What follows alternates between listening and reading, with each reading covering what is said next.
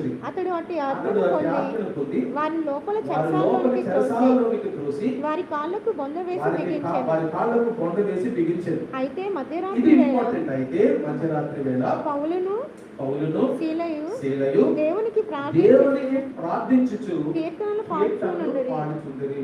ఇటువంటి సమయంలో వారికి అది లోయ వంటి అనుభవం.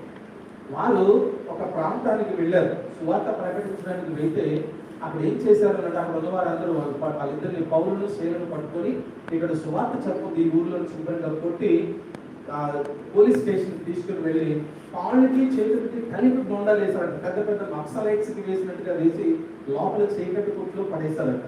ఆ చీకటి కొట్టులో పడేస్తే ఆ అర్ధరాత్రి వేళ, ఏ సమయంలోనండి? అర్ధరాత్రి వేళ పౌలు శీల మధ్యరాత్రి వేళ వారు దేవునికి కీర్తనలు పాడుచు దేవుని ప్రార్థిస్తూ ఉండేది. దేవునికి ప్రార్థించుచు కీర్తనలు పాడుచుండిరి.